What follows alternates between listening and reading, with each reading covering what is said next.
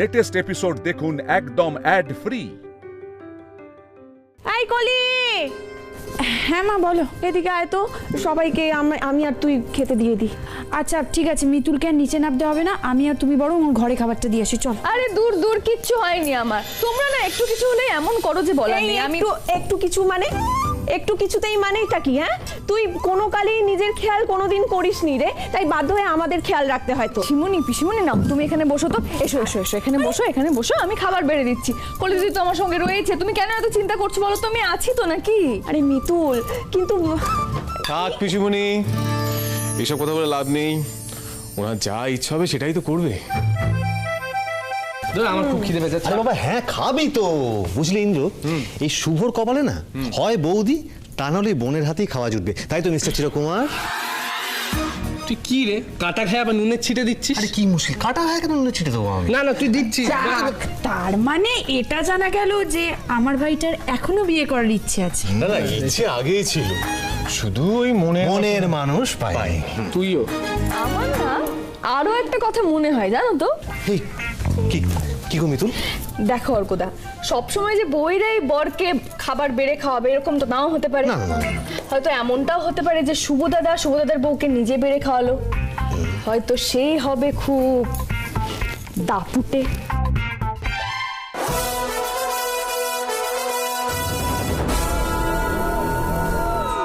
দাপুটে?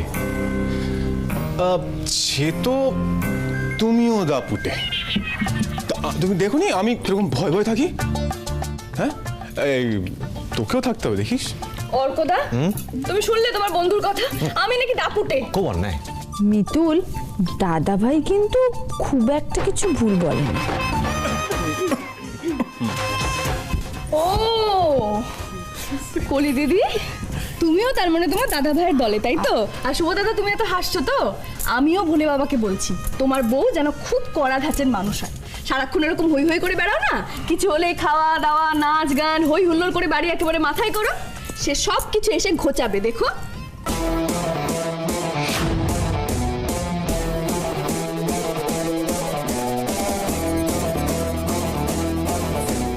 আমি কিন্তু তোমাকে দাপুটে বলি, তাহলে কেন এরকম বললে? না, আমি একটা কথা বুঝতে পারছি না যে আমি তোমার কোন পাকা ধানে মইটা দিয়েছি যার জন্য তুমি আমার জন্য এরকম একটা বউয়ের কল্পনা করছো। হাসছো তো? হাসো হাসো, দেখো তুইও হাস আর তুইও দেখিস উনি আমার জন্য খুব একটা ভালো বউ দেখে রেখেছে, শুধু পাঠাতে দেরি করছে এই জন্য।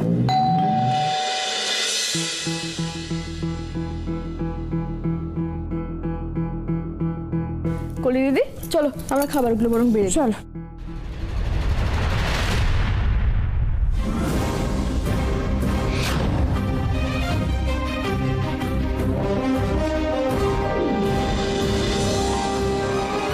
হ্যাঁ বলুন। মিতুল লাহিড়ী বাড়িতে আছেন?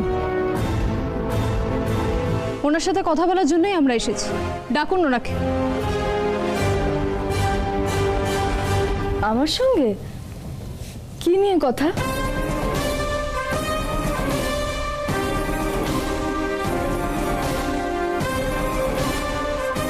আপনি তাহলে মিতুল লাহিড়ী? হ্যাঁ, নমস্কার। আপনার বিরুদ্ধে পরীক্ষার প্রশ্নপত্র চুরির অভিযোগ উঠেছে, সেই তদন্ত করতেই আমরা এখানে এসেছি। কি বলছেন কি আপনি? কি পরীক্ষার প্রশ্নপত্র চুরি? আপনি কি বলছেন আমি কিছু বুঝতে পারছি না ম্যাডাম।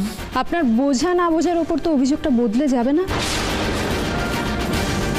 ম্যাডাম, আমার মনে হয় আপনার কোথাও একটা ভুল হচ্ছে। মিতুল এমন কাজ করতে পারে না। হ্যাঁ ম্যাডাম, আপনি যে অভিযোগ দিচ্ছেন মানে প্রশ্ন চুরির ব্যাপারটা, এটা মিতুল কখনো ভাবতেই পারে না। সেটা তদন্ত সাপেক্ষ।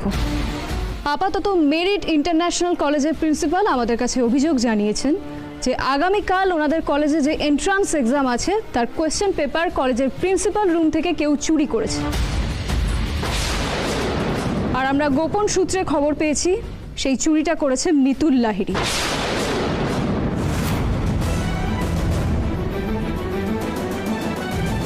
ভোলে বাবা, তুমি তো জানো? এই কাজ করিনি। দেখুন ম্যাডাম, মিতুল আমাদের বাড়ির বউ বলে বলছি না, আপনি অন্য কোথাও খোঁজ নিয়ে দেখতেই পারেন, তাহলেই বুঝে যাবেন মিতুল কেমন ধরনের মেয়ে। আচ্ছা, আপনারা বারবার একই কথা কেন বলছেন বলুন তো? আমি তো এটা বলিনি যে তদন্ত হবে না। তদন্ত হবে, কিছু না পাওয়া গেলেই হলো, মেনে নেবো আপনাদের কথা। যাই হোক, মেরিট ইন্টারন্যাশনাল কলেজের প্রিন্সিপাল যিনি আমাদের অভিযোগটা জানিয়েছেন উনি আমাদের সাথে আছেন, একজন টিচারও আছেন। যান, ডেকে আনুন ওনাকে। এক মিনিট ম্যাডাম, আপনার বোধহয় কোথাও ভুল হচ্ছে। দেখুন, আমি এরকম কাজ করিনি, আমি কখনো করতে পারি না, বিশ্বাস করুন আমার কথা। ওই তো স্যারও চলে এসেছেন, ওনাকে একটু জিজ্ঞেস করুন। হ্যাঁ, আমি ফর্ম ফিল আপ করেছি, আমি টাকাও দিয়েছি। কিন্তু দেখুন, আমি কিন্তু খুব স্ট্রেট ফরওয়ার্ড, একটা সত্যি কথা বলুন তো, আপনার যা বয়স তাতে কিন্তু এই বয়সে কলেজে ভর্তির, মানে এটা তো কলেজে ভর্তির বয়স না, তাই না? বলুন।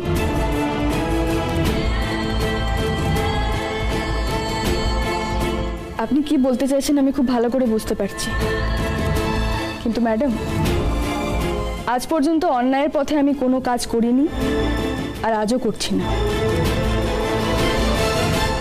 আমি নিজের যোগ্যতায় পরীক্ষায় পাশ করার জন্য দিনরাত এক করে পড়াশোনা করছি। আমার পরিবারের লোকেরাই আমাকে পড়াচ্ছে, আমাকে সাহায্য করছে। অর্কদা, কলি দিদি, শুভদা, ইন্দ্রবাবু, তোমরা কিছু বলো ওনাকে।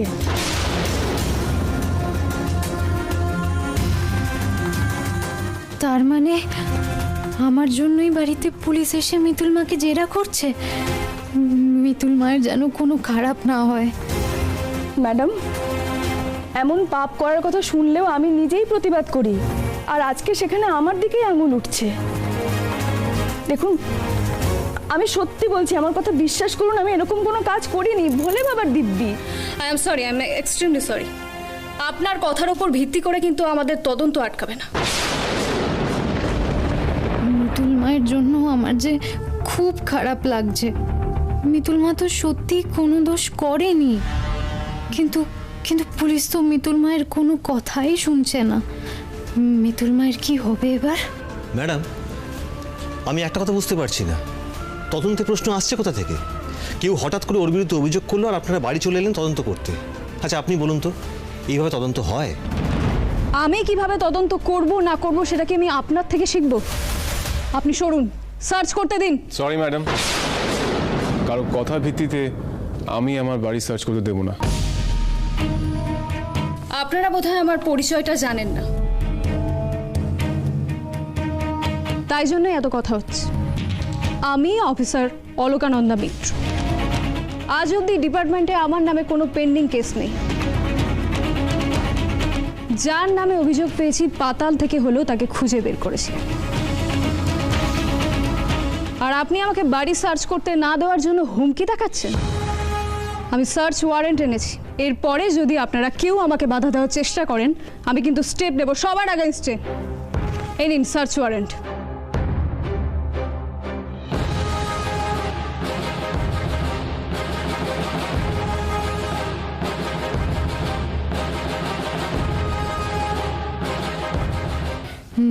না না, আমি গিয়ে মিতুল মায়ের ব্যাগ থেকে বের করে দিই খামটা। পুলিশ যাওয়ার আগে আমার যেতেই হবে। ম্যাডাম, ম্যাডাম প্লিজ এটা করবেন না।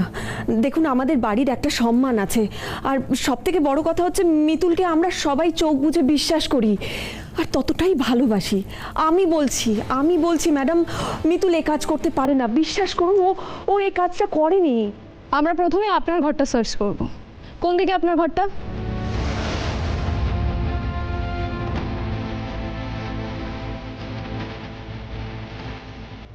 ঠিক আছে, আপনারা কেউ বলবেন না তো?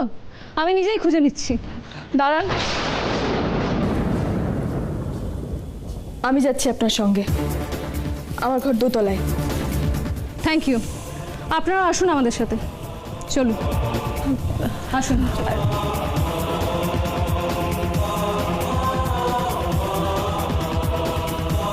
এই শুভ, কলিব, ইন্দ্র, মা চলো তো।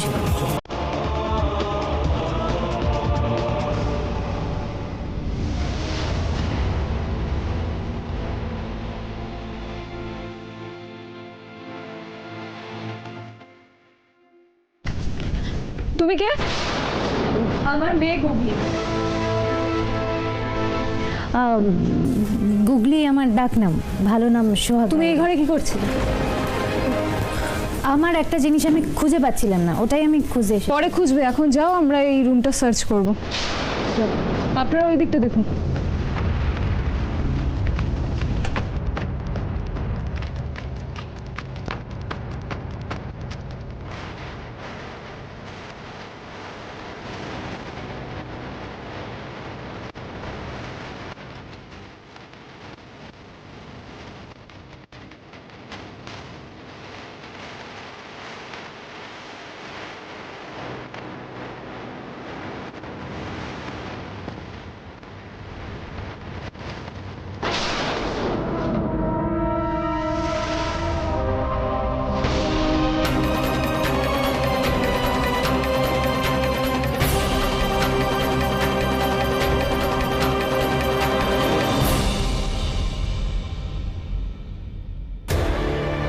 আমি তো খামটা সরাতে পারলাম না, ওই ব্যাগটাতেই তো। এটা তো আমার ব্যাগ। এখানে এখানে কি খুঁজছেন বলুন তো?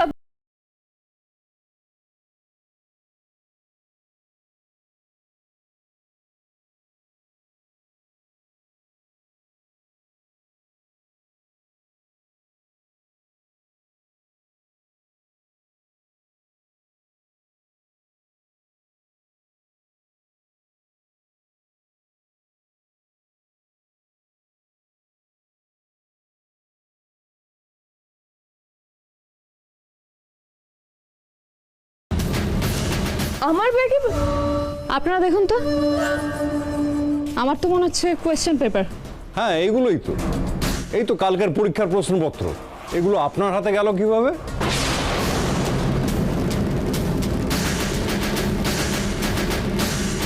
আমি আমি জানি না এগুলো, আমি জানি না এগুলো আমার ব্যাগে কি করে এলো। আমি সত্যি জানি না। ছি ছি ছি ছি, আমার জন্য মিতুল মাকে এইভাবে হেকেল হতে না, আমি দেখতে পারছি না। না, পুলিশকে আমি সবটা সত্যি বলে দেব।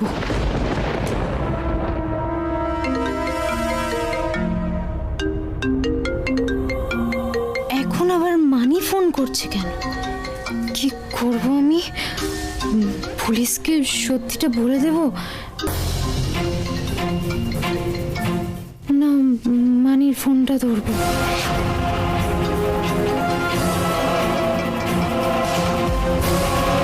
হ্যালো, কিরে সোহাগ? হ্যালো মানি, এটা ঠিক হচ্ছে না রে। না, পুলিশ তো ওটা পেয়ে গেছে। এবার যদি মিতুল মাকে ওরা নিয়ে যায়। না না, আমার না খুব খারাপ লাগছে। মিতুল মা তো কোনো দোষ না করেই শাস্তি পাচ্ছে। না না, আমি এটা হতে দিতে পারি না মানি। আর তুই যে দিনের পর দিন, বছরের পর বছর কোনো দোষ না করেই শাস্তি পাচ্ছিস, তার বেলা এটা তো মানি ভুল কিছু বলেনি। কিরে সোহাগ, চুপ করে আছিস কেন?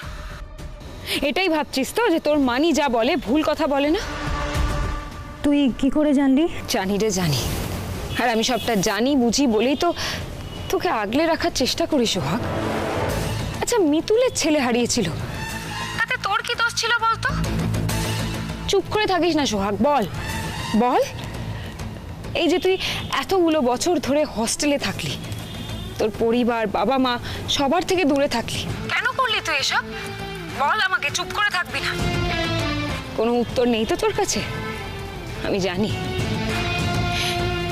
শোন, তুই তুই মিতুলের জন্য শুধু শুধু এত কষ্ট কেন পাচ্ছিস বলতো? যে তোকে এত নেগলেক্ট করেছে, তুই তার কথা ভাবছিস? কিন্তু কিন্তু মিতুল মা তো আমাকে ভালোবাসতো, বল। হ্যাঁ বাসতো, ডেফিনেটলি বাসতো, কিন্তু এখন আর বাসে না।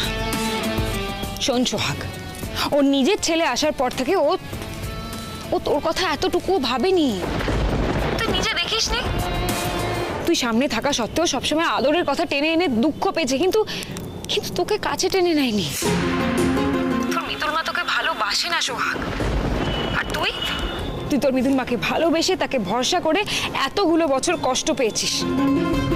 কেন সোহাগ, কেন? লিসেন টু মি সোহাগ, আজ মিতুলের সাথে যা হচ্ছে ওটা হতে দে। শি ডিজার্ভস ইট। কিন্তু এত কিছুর পরেও আমার জন্য যদি মিতুল মায়ের কোনো ক্ষতি হয় সেটা তো আমি মেনে নিতে পারবো না। শোন, তুই টেনশন করিস না, কিচ্ছু হবে না। খুব বেশি হলেও পরীক্ষাটা দিতে পারবে না, আর কিছুই না। মিতুলকে নিয়ে যাবেন না প্লিজ ম্যাডাম। বুড়ো ছেলের গলা না? মানে আমি তোকে একটু পরে ফোন করছি, এখন রাখছি। মিতুল মাকে পুলিশ ধরে নিয়ে যাচ্ছে। শখ ফোনটা কাটিস না, আমার কথাটা শোন। মনে রাখবি তুই কিন্তু মিতুলের হয়ে কোনো কথা বলবি না, নাহলে কিন্তু পুরো সন্দেহটা তোর দিকে চলে আসবে। শোন শখ, তুই তোর এক্সামে কনসেন্ট্রেট কর, এটা তোর লাইফের খুব খুব ইম্পর্টেন্ট একটা এক্সাম। তুই যদি এরকম চিপ একটা কেসে ফেসে যাস না, তাহলে কিন্তু তোর ক্যারিয়ার, তোর স্বপ্ন সব নষ্ট হয়ে যাবে। কথাটা মাথায় রাখিস সোহাগ। তুই কিন্তু ধরা পড়ে গেলে কখনো কোনো বিজনেস কলেজে চান্স পাবি না। আর মানে আমি এখন রাখছি। মিতুল এরকম জঘন্য একটা কাজ কোনোদিন করতে পারে না। তদন্ত করার আগেও আপনারা এই একই কথা বলছিলেন। শুনুন, আপনাদের যদি কিছু বলার থাকে আপনারা থানায় এসে বলবেন, এখন ওনাকে নিয়ে যেতে দিন। ম্যাডাম, মিতুলকে নিয়ে যাওয়ার আগে অন্তত একবার আমাদের সবার কথা আপনার ভাবা উচিত। আমরা কিন্তু জানি, আর যাই হয়ে যাক না কেন, মিতুল এই কাজটা করেনি। অদ্ভুত কথা বলছেন তো আপনারা। উনি যদি কাজটা নাই করে থাকে তাহলে ওনার ব্যাগ থেকে এগুলো কি করে পাওয়া গেল? তাই আর কথা বাড়িয়ে লাভ নেই, আমাকে আমার ডিউটি করতে দিন। ম্যাডাম, আমি বুঝতে পেরেছি আপনি আপনার ডিউটি করতে এসেছেন, কিন্তু ডিউটিতে কি কোনো আবেগ থাকবে না বলুন? আমরা যখন এতবার করে আপনাকে বলছি যে মিতুল কোনো দোষ করেনি, এই কাজটা করতে পারে না, আপনার তো একবার সত্যিটা যাচাই করে নেওয়া দরকার। একবার ওর দিকে তাকিয়ে দেখুন তো। আপনার মনে হয় যে এরকম একটা কাজ করতে পারে? আপনি মুখ দেখেও বোঝেন না যে কে দোষী আর কার মধ্যে দোষ করার বদ গুণটা নেই? আপনি কে হন ওনার? ওনার দেওর। একটা কথা ভালো করে শুনে রাখো, পৃথিবীর সব থেকে বড় ক্রিমিনালদের মুখ না সব থেকে বেশি নিষ্পাপ হয়। তাই মুখ দেখে ক্রিমিনাল যাচাই করার পাঠ ট্রেনিং এর সময় আমাদের শেখানো হয়নি। ওই কথায় বলে না, ডোন্ট জাজ আ বুক বাই ইটস কভার। ঠিক সেই রকম আমাদের কাছে প্রমাণই সব, আর প্রমাণটা পাওয়া গেছে আপনার বৌদির ব্যাগ থেকে। আর যদি কেউ প্রমাণটা আগে থেকে সাজিয়ে রাখে?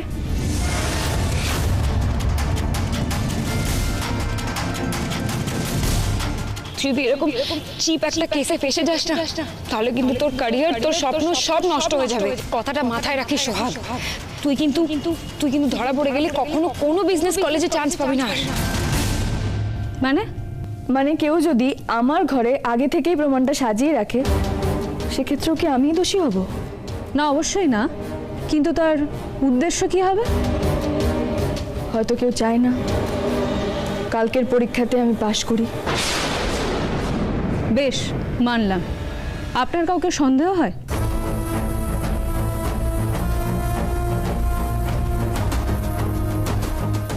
মিতুল মা কি বুঝে গেছে যে এটা আমার কাজ?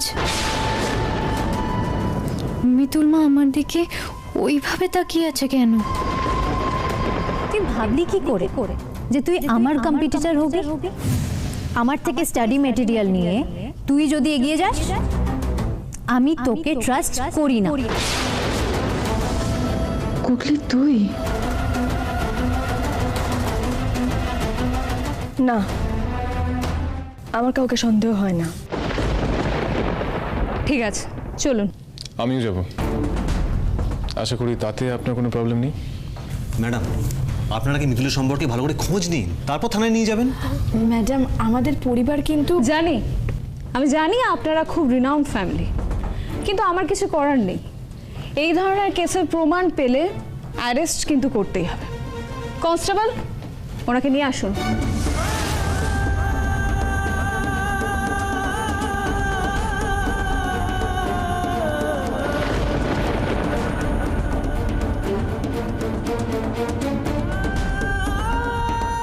ইন্দ্র, চল আমরাও যাবো। হ্যাঁ, মিতুল যে নির্দোষ তা প্রমাণ করতেই হবে।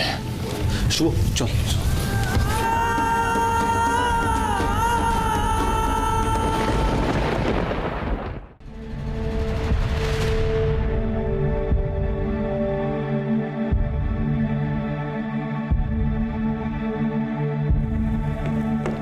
এবার আপনার কি বলার আছে বলুন, আমি আপনার বয়ান রেকর্ড করছি। আমি যা বলছি সত্যি বলছি ম্যাডাম। হ্যাঁ, এটা ঠিক কথা। আমি কলেজে গেছিলাম। আমি আর আমার মেয়ে একই সাথে লাইনে দাঁড়িয়ে ফর্ম ফিল আপ করে টাকা জমা দিয়েছি। কলেজে যাওয়া বলতে ওইটুকুই। হ্যাঁ, এটা সত্যি কথা যে আমি একটু বয়সে এসেই সিদ্ধান্ত নিয়েছি কলেজে ভর্তি হওয়ার, কিন্তু তার মানে এটা নয় যে কলেজ সম্পর্কে কোনো ধারণাই আমার নেই। আমি জানি প্রশ্নপত্র সিল করার সময় কতটা কড়াকড়ি থাকে, আর সেই কড়া পাহারা পেরিয়ে প্রিন্সিপালের রুমে ঢুকে সেখান থেকে প্রশ্নপত্র নিয়ে আসা।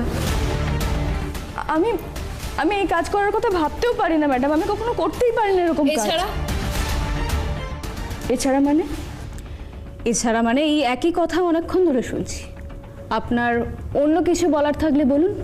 না, এবার আমি নিজের মুখে আর কোনো কথাই বলবো না, প্রমাণ করে দেব। প্রমাণ? কি প্রমাণ করার কথা বলছেন আপনি? আমি কলেজে সিসিটিভি ফুটেজ দেখতে চাই ম্যাডাম। CCTV footage? সব ধুয়ে সাফ, ঝিরঝির করবে। সিসিটিভি ফুটেজে কেউ কিচ্ছু দেখতে পারবে না। ঈশ্বর, দেখুন ম্যাডাম, শিবা একটা কথা 10 বার বলতে পছন্দ করে না। আপনি বিশ্বাস করবেন কি না করবেন সেটা আপনার ব্যক্তিগত ব্যাপার, তবে শিবা আজ পর্যন্ত একটা ম্যাচও হারেনি। আমার প্রত্যেকটা কাজ আমার কাছে এক একটা ম্যাচ। রক্তের চোখ যাবে কোথায়? মিতুলেরই তো ছেলে, সেই একই রকম জেদ, একই রকম কথা বলার ধরন। আচ্ছা ম্যাডাম, বলছি আপনার কথা বলা শেষ হলো? আমি তাহলে এবার চলি।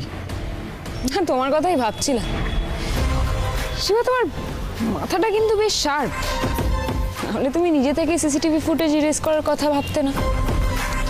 আসলে কি বলুন তো ম্যাডাম, মাঝে মাঝে বুদ্ধিতে শান দেওয়াটা শিবার নেশা, আর ধরা পড়ে যাবার কোনো প্রমাণ শিবা কখনো রাখে না।